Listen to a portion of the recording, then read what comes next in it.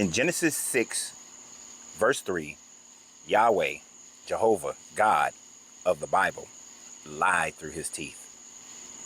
In our live yesterday, where we was going over Deuteronomy 31 and 32, we are getting to that is a part where it gets to the death of Moses, especially in 32, when he goes on top of the mountain, looks at the land that he cannot see, that he cannot go into, simply because he disobeyed this God one time, or no, rather he took the credit from this God one time. He is now punished to be dead and cannot go into the promised land with the people, and has given them this horrible song to sing. But the interesting part there is that Moses is supposedly 120 years old when he dies. Now that part matches up with Genesis 6 verse 3, where at the end of the flood story, this God tells Noah, who is already about 500 years old, 600 years old, that his spirit will no longer reside with man for more than 120 years. Therefore saying that man's lifespan is only going to be 120 years, and that's it. But then the Bible continues on in Genesis to contradict itself, because the math just ain't mathing. Because when you read the stories concerning Noah, Noah goes on and he lives to be, according to the Bible, 900 years old, 905 years old, something like that. Shem, his son, and his other son, Japheth and Ham, go on to live well over 120 years. Now, if you said that because they was born before the flood, that gives them the grace of living past 120, I'll give you that one. I will give you that one. But how do you explain Abraham? According to your story in Genesis, Abraham continues to live to about 205 years old. He lived well beyond his first wife, Sarah, who, according to your story, lives to be 127 years old. His son Isaac and Jacob both live in around 137 to 147 years, one or the other. But each one of them also supposedly lives more than 120 years. The Bible math simply does not math. Now, some Christians have come and they say that, or Bible believers come and say that, well, what had happened was God said that his spirit would no longer dwell with man for 120 years. So he gradually started decreasing man's number of years until you get to Moses, where he dies at 120. I believe Joshua after him dies at around 92, 97 years old. So he gradually started reducing man's age so that man did not live beyond 120 years. Then how would you explain Miss Clement, a woman who was born in the 1800s, and she lived to be 122 years old? She is the only person we have documented to have lived past 120 in the modern age. What happened to the gradual descent of man? Other cultures have said that they have had people like Mr. Yun, Lee, I think it's Lee something Young, I forgot his middle name, lived to be 256 years according to how they counted the years in China, because he has one document that celebrated him on his 100th birthday from one emperor, then another document that celebrated him on his 200th birthday by another emperor, and then he supposedly lived until around, I think, 1956, when he died at 256 years old, or somewhere thereabout. Your Bible just be lying, and it's just made up stories. You see, every culture almost documents that there were people who lived 9,000 years, 500 years, 5,000 years, some even 7.2 million years in the Indus religion. So all these religions prior to more recent modern times try to indicate that they had people who lived for hundreds and thousands of years. The Sumerians' kings list, some lived 26,000 years and 7,000 years and 900 years. And then those numbers decrease until we get into the more modern age of recording history. And then man's life becomes shorter. The unrealistic idea of man living all these years began to decrease.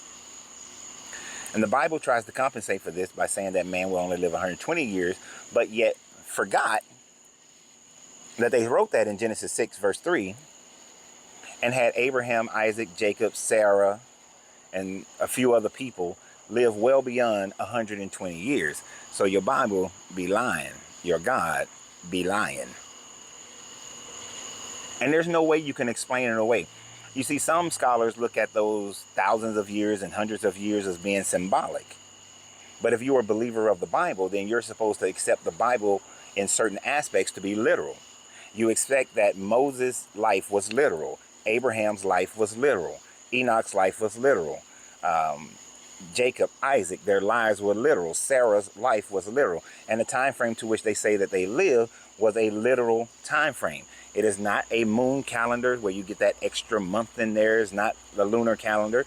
But these are supposed to be the number of years that they lived. And it's literal. It is not metaphorical. And I know that somebody's going to say that Galatians 4 talks about the fact that Abraham is an allegory. But yet, people who wrote the Old Testament in and around the 9th and 8th century believed it to be literal. All those people leading up before you get to your Paulinian style of Christianity believe that those people's lives were literally lived for the time frame that they lived, and the things that happened to them were literal things that happened. Just because you now today want to take it and make it metaphorical or an allegory doesn't make it so, simply because you want to change the belief, because you know scientifically it doesn't work. Historically, it doesn't work.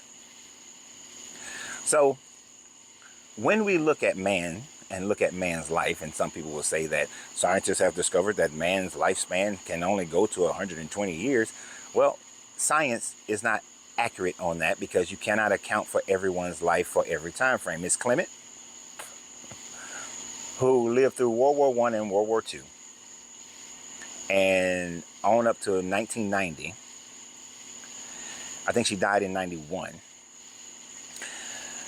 She ate meat. She smoked a cigarette after every meal. She drank wine. She maintained a small frame. She was 4'11", only max weight at 99 pounds. She was a Catholic. She prayed all the time. She exercised.